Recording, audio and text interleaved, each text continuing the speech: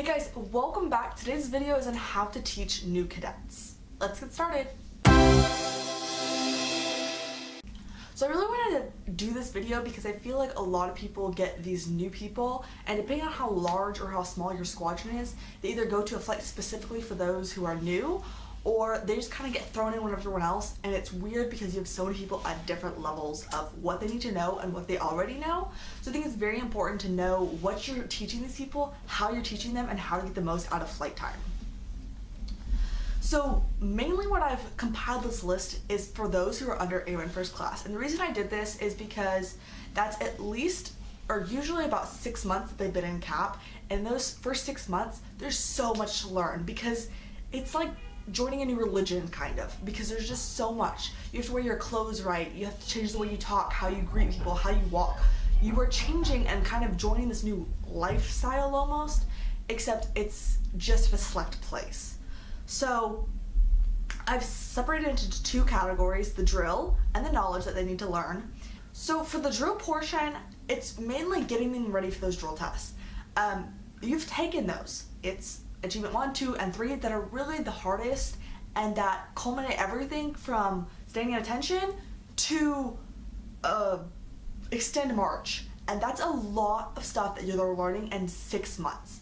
So you really got to use that time, and a big chunk of that is that drilling and that marching and that understanding arm swing and cadence and all of those little things, because to make it look good and sharp and for them to really understand what they're doing, it's gonna take time. A main focus is those things, so I actually suggest that you either print them out and give them to the cadets. If they just made Achievement 2, give them the Achievement 3 drill test. That way they can look at it, they can see, they can understand what they need to be learning, how to learn it. I mean, there's a lot of things especially motivated cadets can do outside of the meetings. And then the other main things are the opening, closing, and inspection. Those times, those things, because you're doing those every week most of the time, they need to learn how to do those. They need to know that there's spacing between the flights, there's spacing between the person, here's the 24 inches, 64 inches, 12 inches, here's what it is, because they are going to be in your spot one day. And so teaching them not just move over here, while it's great to just grab and move cadets, which some people don't agree with, but I do, they do need to know, I'm moving you here because you need to be 64 inches from this person, because we just did open ranks, and open ranks you step off with the right foot, but if you're marching you step off with the left foot. You need to be giving your reasoning behind these things. And some great ways to teach them are if you're trying to learn to square your corners, because every drill movement that's marching has to do with squaring corners, just making that 1 foot out, pivot on the toes, turn, continue.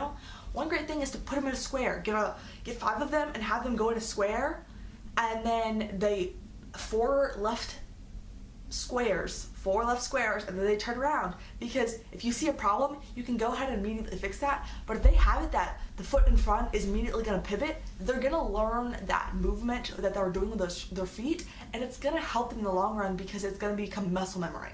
And that's one thing that I think has really helped a lot of people, is just go in a square to understand those squaring the corners before you're teaching them those columns.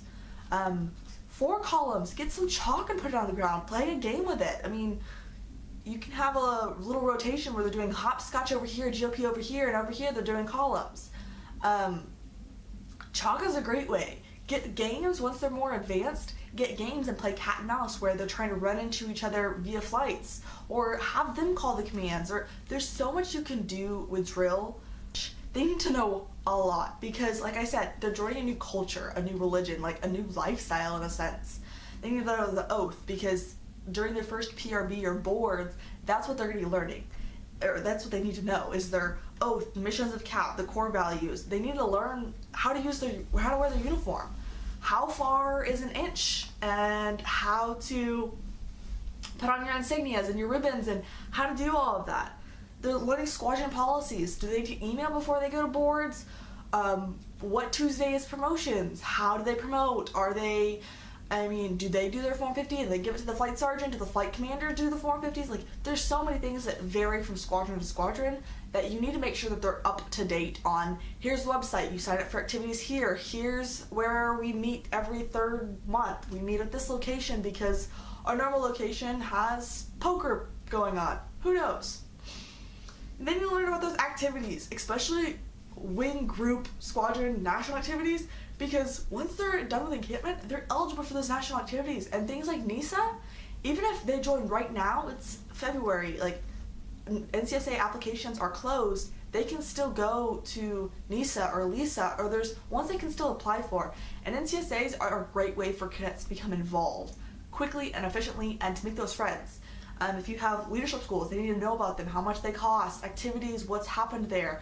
If there's parades, color guard, honor guard, cyber patriot, if you're having a Red Ribbon Leadership Academy, what are you doing in your squadron and how can they be involved? Because everyone will tell you that once you get involved, that's when things start happening. That's when they start clicking and they become a part of the core group, and that's when they're going to get on staff, is when they have those friends and the relationships and the fun associated with CAP. They need to know your chain of command. If you're not here, who do they go to? Who do you report to? Who does that person report to? Because it's going to help them to know, oh, I need to get my squadron commander's signature for encampment. This is my squadron commander. If he's not there, I need to find my DCC. Who is that DCC? What is a DCC? And then you know those customs and courtesies and the things that they're going to need long term. You're not just preparing them for the next week, you're preparing them for encampment and leadership schools and to be on staff and to fill your spot.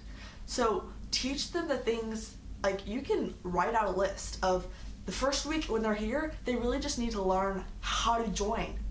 That's probably the first few weeks. And then they need to know how to buy a uniform, how to sew on the things, how to take their first test, how to get their GES, how to go to encampment. Like, write out, my first priority for cadets is to join, then to promote them, then to get their uniform, then to move them to the next flight, then to get them to go to encampment, then for them to go to leadership school, then for them to go to encampment, then for them to go to 5 squadron activities, then for them to get an O flight. What is your list of important things that they need to go to become you? Because that's what you're training them to do, to get them in CAP, get them interested, and get them moving on up. So I hope this really helped you. This is mainly for like flight sergeants, flight commanders, like those who are in charge of those basics. And if you are those basics, do you have someone who is teaching you these things? And if not, go on and do it yourself. Because I can tell you what you need to know, but I can't teach you what you know. Or I can't make that knowledge get into your brain without that effort from you going in.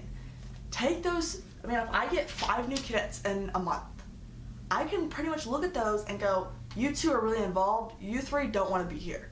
And then invest in all of them, but go talk to those extra people. Give them my YouTube channel, give them the cadet blog, give them these resources so that they can go out and do things.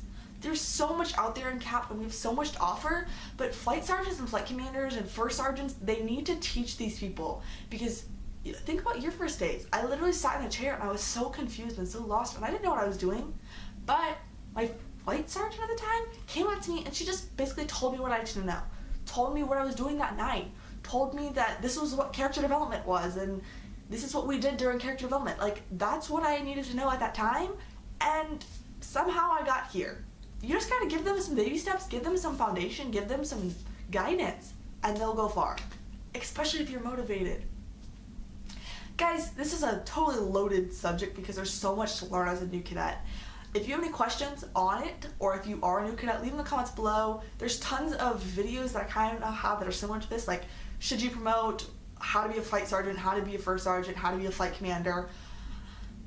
So much out there for you. If you have any questions, like I said, in the comments below, and I'll see you in my next video. Bye!